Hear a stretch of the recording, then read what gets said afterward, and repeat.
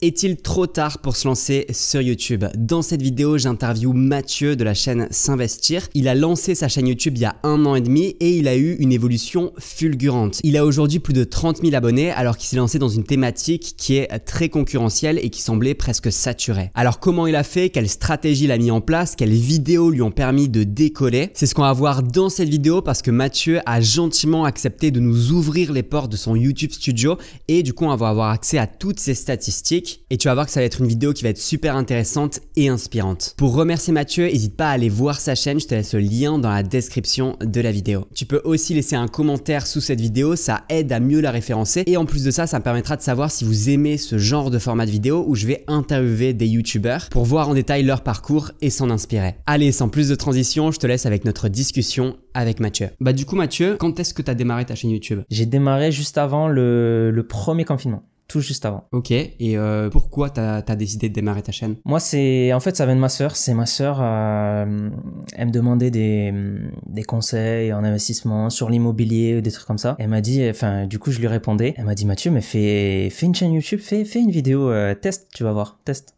Et j'ai testé, mais c'était pas du tout, voilà, je m'attendais pas à devenir ce que je fais aujourd'hui, c'est-à-dire un youtubeur et tout ce qui gravite autour. C'est juste ça, c'est juste ma sœur qui m'a dit ça. J'ai sorti une vidéo et 1 mois après, elle avait fait 100 vues et j'ai fait ah c'est pas mal et j'ai continué juste comme ça, juste avec 100 vues, je me suis dit ah il y a quelque chose à faire, les gens aiment bien, bah, autant continuer de parler de ce que j'aime et j'ai continué et voilà où j'en suis. Ok, tu t'étudiais en parallèle ou tu travaillais? Ouais, ben j'étudiais, je travaillais, enfin c'était en fin d'études et après avec le confinement, ben il y a eu pendant 2-3 mois je faisais rien, donc là je faisais un peu de YouTube, mais à la base, enfin pendant le confinement, voilà, dans ma tête, j'étais pas du tout un youtubeur, donc c'était pas, je faisais ça juste comme ça de temps en temps et c'était pas très régulier, tu vois. Ok, donc pour rappel, tu t'es lancé il y a 1 an et demi, c'est à ce moment-là que tu as démarré ta chaîne YouTube. Et aujourd'hui, c'est quoi tes résultats en termes d'abonnés, de communauté que tu peux avoir et aussi en termes de nombre de vues sur la chaîne? Du coup, là, j'ai à peu près 30 000 abonnés et en nombre de vues, j'ai à peu près 150 000 vues par mois. Au total, je crois, c'est à peu près 1,5 million de vues sur ma chaîne. Ok, ah, c'est vraiment génial, hein. C'est une évolution fulgurante quand même, je le redis, en 1 an et demi. Surtout qu'il y a plein de gens qui se disent que c'est trop tard pour se lancer sur YouTube.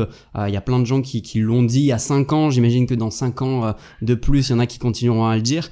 Et même moi, quand je m'étais lancé, tu vois, tu te dis tout le temps un petit peu, putain, c'est trop tard, fallait arriver en premier. Mais en même temps, tu peux pas arriver en premier sur tous les trucs quand c'était en premier, que ce soit je sais pas le Bitcoin, YouTube ou plein d'autres trucs, bah en premier les gens y croyaient pas, tu vois, donc c'est aussi ça le problème. Et si t'étais arrivé en premier sur YouTube, t'aurais encore plus galéré que maintenant.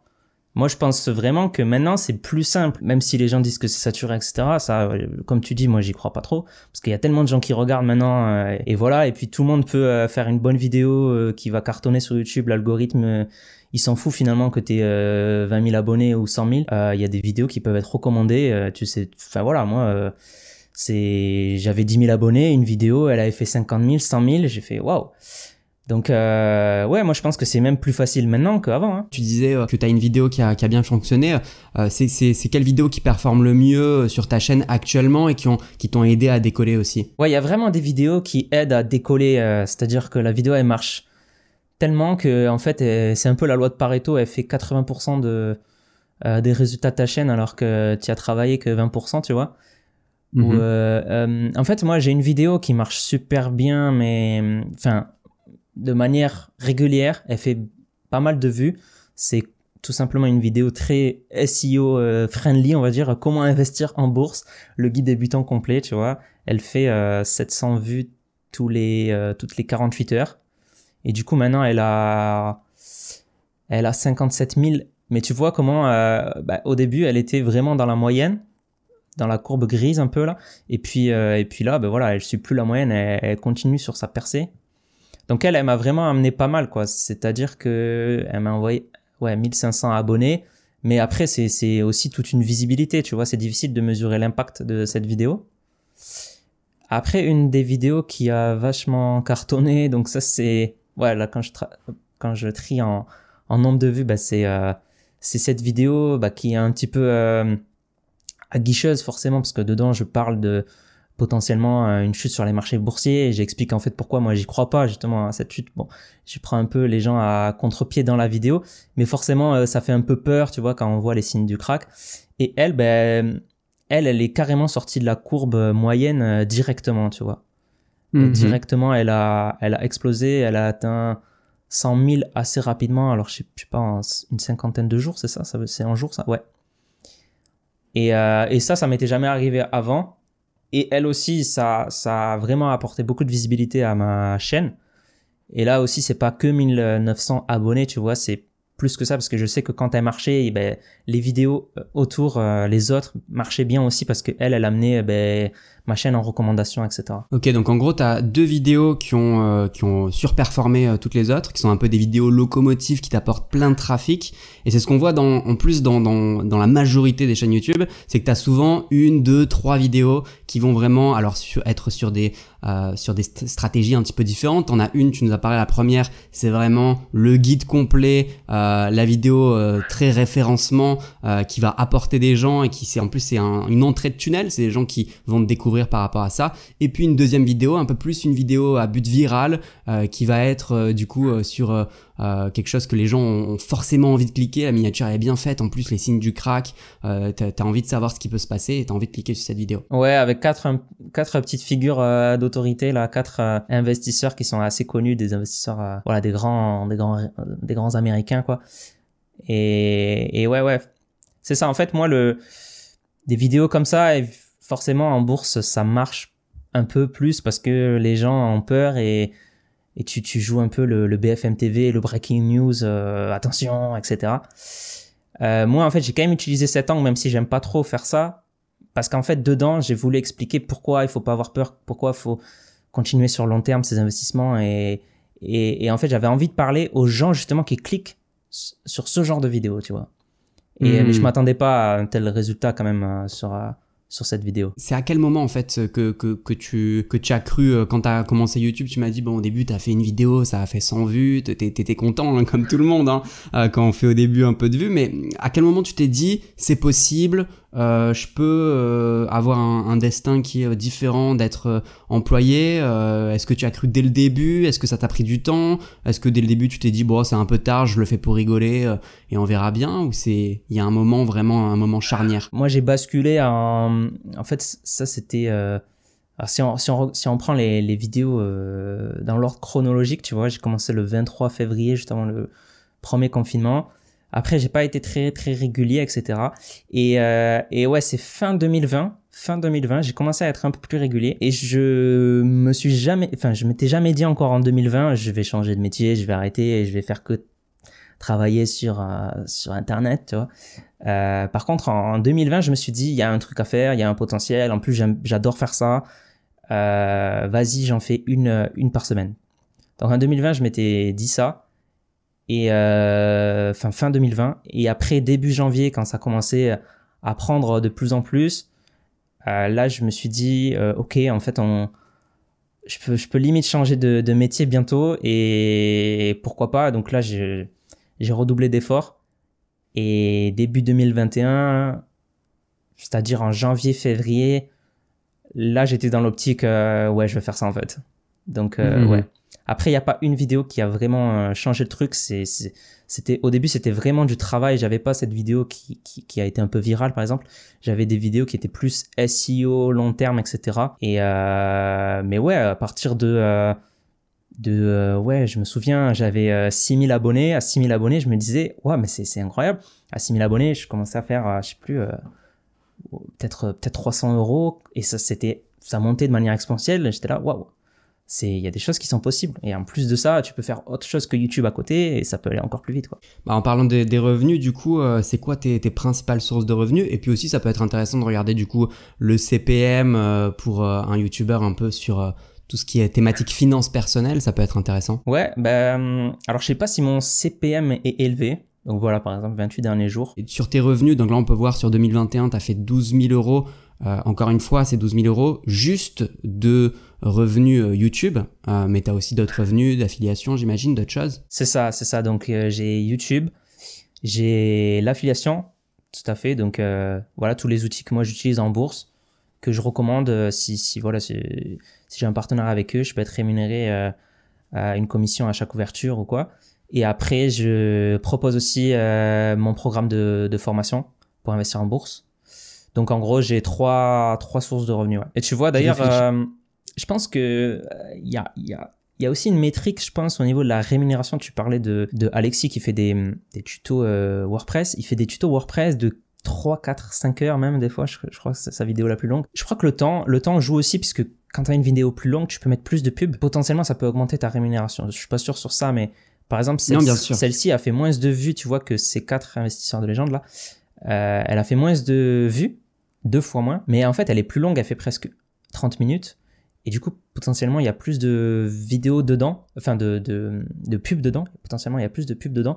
Et du coup, ça peut augmenter la rémunération, je pense. Je pense que c'est aussi un paramètre, ça, la longueur des vidéos. Ouais, et c'est, j'imagine aussi, il y a le fait de le choix de la personne, tu vois, du youtubeur, parce que ça peut être une vidéo par exemple de 20 minutes et entre un youtubeur A qui décide d'en mettre juste une ou deux et un autre qui décide d'en mettre 5. Donc c'est aussi un choix. Il y a aussi plein d'autres choses du genre qui regarde tes vidéos, bien entendu, quel est le public, est-ce que c'est des gens qui viennent de France, de Suisse, du Luxembourg, donc il y a plein de villes différentes, enfin de pays différents plutôt, et aussi bien entendu la thématique, quoi, parce que devant les vidéos il va y avoir des publicités, des annonceurs, donc quelle est ta thématique, est-ce qu'elle est assez ciblée, est-ce que les annonceurs peuvent choisir ta thématique parce que t'as un truc très précis, ou en fin de compte c'est un truc, t'as une thématique divertissement et là on sait pas vraiment, ça va être des coques de téléphone parce que tout le monde a un téléphone, quoi, et on sait pas quoi mettre devant. Il y a juste un truc sur ta chaîne que je trouve très très fort et que je vois très peu souvent en fait, et moi-même ça m'a donné une idée, tu vois. C'est qu'en fait quand on tombe sur une vidéo de ta chaîne, en fait c'est un endroit où t'es tout le temps redirigé vers plein de vidéos, parce que dans plein de tes vidéos en fait, à plein de moments différents, tu vas dire une nouvelle notion par exemple, et tu dis d'ailleurs cette notion je vais pas vous l'expliquer là, j'ai fait une nouvelle vidéo, j'ai fait une vidéo qui parle de ça, c'est dans la barre d'infos, vous pouvez dérouler et compagnie. Et ça moi je trouve ça très très fort. Dans la plupart des chaînes que je vois, t'as souvent la barre des nouveaux spectateurs qui est beaucoup plus élevée que les spectateurs réguliers. Et toi, t'as en fait déjà une audience qui, tu vois, dès que tu sors une nouvelle vidéo, ils sont quand même chauds. Et en plus de ça, j'ai l'impression que y en a plein qui, comme moi, ces derniers jours, tombent sur une vidéo, puis se disent, allez, je regarde qu'une vidéo de Mathieu. Mais en fin de compte, tu peux pas regarder qu'une vidéo. Parce que toi-même, tu dis, dans la barre d'infos, il y a ça, il y a ça, il y a ça, il y a ça. Parce qu'en fin de compte, là, il y a une stat qui, à mon avis, va monter, qui est que 70% des vidéos regardées, c'est l'algo qui a choisi. En fin de compte, il y a très peu de gens qui vont sur YouTube pour vraiment choisir ce qu'ils veulent comme vidéo. Ou alors, il y en a qui le font, mais ils vont regarder qu'une seule vidéo. Ils vont aller sur YouTube, ils vont mettre « je veux regarder ça » et puis après, c'est fini. Tu te fais balader et compagnie. Et en fin de compte, moi, je me suis fait balader sur ta chaîne par toi-même, pas par l'algo. Et je trouvais ça très fort parce que je savais pas que ça avait de l'impact. En fait, moi, je le fais naturellement. C'est même pas réfléchi. C'est-à-dire que je parle d'une notion et ça serait trop long de la développer, et en même temps j'ai pas envie de la bâcler en disant un truc très rapide. Du coup j'envoie sur une autre vidéo par simplicité en fait, limite. Ouais, après ça je l'ai appris au fur et à mesure du temps, mais quand j'ai compris que l'algo YouTube c'était le taux de clic par impression, donc la minia et le titre, puis après le watch time, j'ai tout fait pour j'ai pensé la structure de la vidéo différemment, tu vois, avec une accroche, avec un sommaire pour que les gens ils se disent ah ouais attends ça m'intéresse pas trop mais le dernier point il m'intéresse, tu vois. C'est comme ça pour que tu vois les gens ils restent, faire des montages assez dynamiques, tu vois. Ça c'est parce que c'est tout ça qui travaille en fait sur juste ce chiffre là qui je pense est essentiel en fait pour l'algo. Tu vois, il y a un chiffre, déjà t'as raison sur tout ce que t'as dit, mais il y a un chiffre qui est pas montré malheureusement dans les stats, qui est en fait le watch time par session.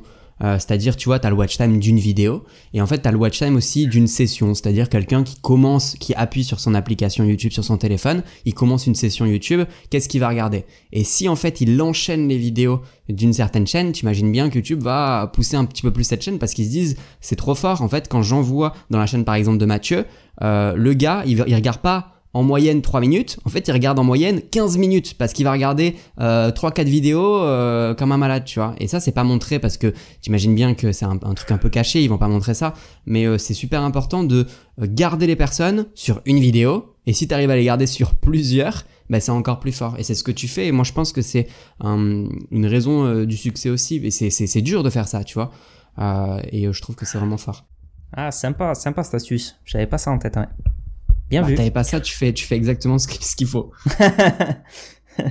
Bien Ah vu non, ça. c'est C'est ouf. bien vu ça. Ouais. Ouais, pas mal. Intéressant. Mm. Ça donne envie de mettre des choses en place pour optimiser ça aussi, ouais. C'est pour ça que c'est fort et c'est d'autant plus fort YouTube. Moi, j'aime bien par rapport à d'autres réseaux où c'est un peu bloqué, tu vois. Là, actuellement, sur YouTube, tu déboules et ils ont vraiment besoin de nouveaux créateurs. Ils ont besoin que des gens retombent amoureux d'une chaîne. Parce que si t'es déjà amoureux d'une certaine chaîne, t'as déjà tout vu. Mais si tu tombes amoureux d'une nouvelle chaîne, tu vas être comme un fou. Tu vas être là, tu vas regarder les 50 vidéos ou 100 vidéos que le gars a fait. Et moi, tu vois, en vrai, sur ta chaîne, moi, j'ai enchaîné là. J'ai enchaîné énormément de vidéos. Je sais pas combien j'ai regardé, mais j'ai dû regarder 70% des vidéos de ta chaîne. Et je pense que c'est très fort parce que là, du coup, sur YouTube, dès que j'ouvre, en page d'accueil, il y a ta vidéo, tu vois. Ah, c'est intéressant ça. Ben, merci pour mes stats alors. Donc on a vu que ta chaîne elle a vraiment bien décollé. Est-ce que quand t'es arrivé, parce que t'es arrivé du coup sur une thématique qui était déjà plus ou moins surchargée, hein, les finances personnelles, il y avait déjà plein de chaînes. Quand t'es arrivé, il y avait des chaînes à 100 000, 200 000 abonnés, et toi t'es arrivé comme ça. Qu'est-ce que t'as mis en place pour te différencier? Est-ce que t'as fait certaines choses en particulier ou pas? Bah, en fait, de base, moi, ma philosophie d'investissement, elle est quand même assez différente de ce qui était proposé sur YouTube. Et potentiellement, c'était quelque chose qui manquait sur YouTube. Donc, de ce point de vue-là, ouais, je me différencie un petit peu des autres. C'est-à-dire que moi, je vais prôner un investissement qui est passif, voilà, on va pas chercher à sélectionner les meilleures actions, etc. Qui peut-être est un peu moins sexy à première vue, tu vois. On va pas top 10 des actions à dividendes, etc. Mais pourtant qui est appuyé par les études, par la science, etc. Du coup, je pense que ça a vraiment fait écho chez certains qui veulent investir avec bon sens, qui veulent investir passivement, etc. Et je pense que ça manquait ça sur YouTube. Et je pense que c'est cet angle-là qui a joué en ma faveur du point de vue YouTube. Ouais. En fait, c'est ce que tu dis. Moi, je trouve ça intéressant. Aujourd'hui, on a l'impression que les thématiques sont saturées, mais en fin de compte, il y a plein de gens qui se retrouvent pas dans les personnes qui constituent la thématique parce qu'il y a plein de niches, de micro-niches, de philosophies différentes qui sont pas encore comblées et il y a plein de choses qu'on n'a pas l'impression de voir facilement, mais en fin de compte, il y a encore plein de place sur des différenciations qui peuvent être intéressantes, quoi. Ouais, carrément. Il y a ça, et il y a aussi le fait de tout simplement pas lâcher, parce que même si tu es sur une thématique où il y a du monde, etc., par exemple en bourse, moi j'ai vu, franchement là du coup ça fait presque 2 ans que je suis sur YouTube, j'ai vu des gens commencer des vidéos, faire des trucs qui étaient super, moi je les voyais, je disais waouh, ça peut vraiment marcher, etc.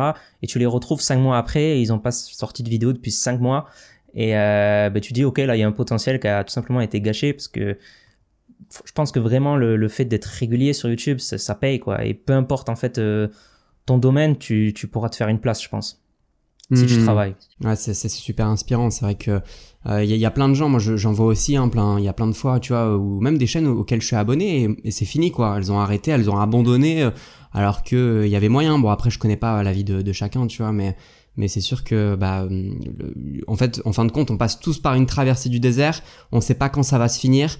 Ce moment où voilà, tu sors des vidéos, t'as pas beaucoup de vues. Alors au début, quand tu fais une vidéo, la toute première 100 vues, c'est énorme. Mais c'est vrai que si tu continues à en faire plein, il y a un moment donné où ça suffit plus. T'as envie d'avoir une audience de plus en plus grande. Et c'est vraiment dur quand pendant des mois et des mois, tu passes par cette traversée-là qui est très très longue, mais qui finit toujours par se terminer, quoi. Ouais, c'est ça. C'est ça, et en fait, plus tu vas être régulier sur YouTube, plus tu vas t'améliorer, plus tu vas avoir des commentaires, plus tu vas avoir des idées par rapport à ça, à faire de nouvelles vidéos, etc. Et en fait, si t'aimes de base, si la première vidéo, t'as kiffé la faire, je pense qu'il faut continuer dans ce sens-là, tu vois. Et si t'as pas kiffé à la première vidéo, que déjà tu te forces, aussi ça peut ne pas être fait pour toi, tu vois. YouTube c'est pas fait pour tout le monde non plus, mais ouais. Ok, donc ça c'est une raison du succès, quoi, c'est pas lâcher. Est-ce que toi t'en vois d'autres qui ont pu t'aider, des raisons, bon après voilà c'est a posteriori, hein, mais des petites raisons que tu te dis ok, moi ça m'a bien aidé, quoi. Bah déjà voir le RPM, je pense que quand t'es pas dans le domaine de YouTube là, tu penses toujours que tu vas être rémunéré 1 euro la vue. Tu vois, c'est l'idée reçue un peu qu'on a tous. 1 euro 1 euro pour 1000 vues, pardon, et ou moins même. Déjà, quand tu vois que YouTube te rémunère mieux que ça, déjà tu te dis, ok, en fait, quand je pensais qu'il fallait faire 100 000 vues à chaque fois, maintenant, ok, en fait, 10 000 vues, ça suffit. Moi, en fait, quand j'ai vu que déjà à 5 000, entre 5 et 10 000 abonnés, je pouvais presque déjà vivre de YouTube, c'était quelque chose qui était avant inconcevable pour moi. Je pensais que pour être YouTubeur, fallait minimum 100 000 abonnés, quelque chose comme ça, tu vois. Déjà, quand tu te dis, ok, à 5 000 abonnés, tu peux faire quelque chose vraiment de super. Tu es là, mais waouh, ok. Et d'ailleurs, des fois, moi, je vois sur des groupes de YouTubeurs ou quoi, des gens, ils ont 20 000 abonnés, ils créent déjà une deuxième chaîne YouTube, puis une troisième, etc. Parce que à 20 000 abonnés, c'est déjà un super business, le truc. Donc déjà, ouais, avoir cette prise de conscience-là, tu vois, que ça peut aller plus vite que ce qu'on pense. Et après, c'est vraiment de la motivation, des objectifs. Je pense qu'il faut se fixer. Ouais, il y a un truc aussi que je fais et que je pense qui est bien, c'est qu'en fait, je suis pas perfectionniste. Je sais qu'il y en a, ils vont attendre d'avoir la vidéo parfaite, avec le montage parfait, qu'il n'y ait pas d'erreur, nanana, avant de se lancer. Moi, je préfère lancer la vidéo, je préfère en faire une par semaine, quitte à être un peu moins qualitatif, même si quand même je suis assez exigeant avec mes vidéos au final. Mais voilà, moi je préfère y aller, tu vois, donner ça à l'algorithme YouTube qui me renvoie des informations, qui me disent ok, ça c'était pas fou, ça c'était bien, ça refais-le, ça ne le refais plus, pour vraiment m'améliorer constamment plutôt que de faire la vidéo parfaite, mais d'en sortir une par an ou de jamais la sortir en fait. Je pense que ça c'est la pire erreur que font certains, c'est de jamais se lancer parce que ils veulent que tout soit parfait. Moi en fait ma première vidéo, faudrait un petit peu la lancer là, mais elle est affreuse quoi. C'est avec des slides.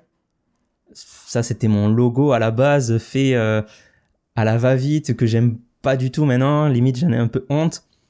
C'était avec des slides comme ça, tu vois. C'était avec un PowerPoint et je parlais en plus avec des écouteurs comme ça. C'était mon micro ça. On entend des fois que mon micro il bouge dans le truc, etc. Enfin dans mes vêtements. C'est vraiment, quand je la re-regarde, elle est vraiment pas qualitative.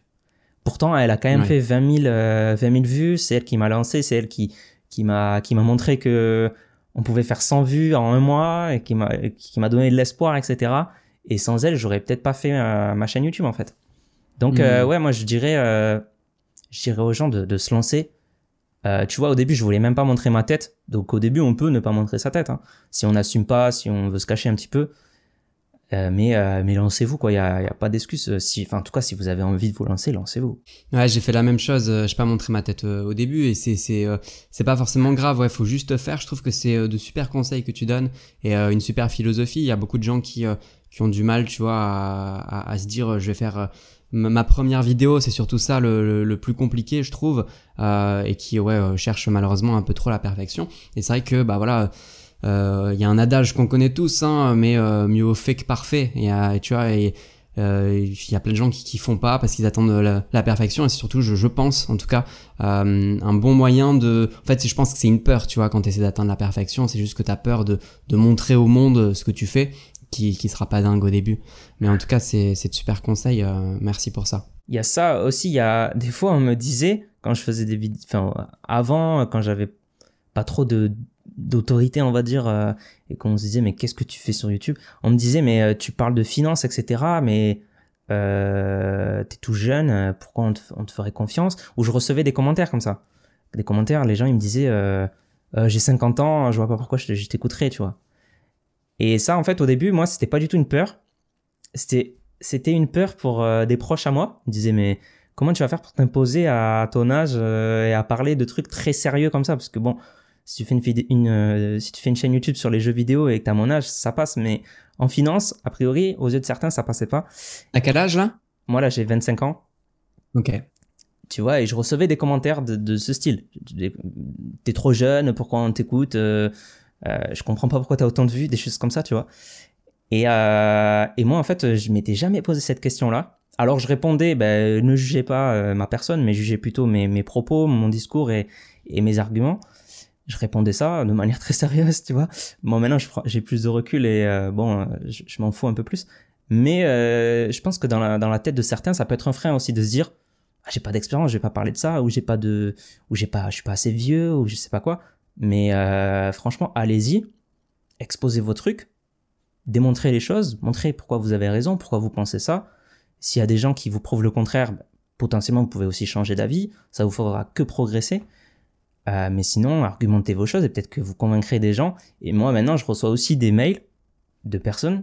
J'ai reçu un mail récemment, une personne qui me dit voilà, j'ai 86 ans, je suis dégoûté de ne pas avoir connu quelqu'un comme vous avant.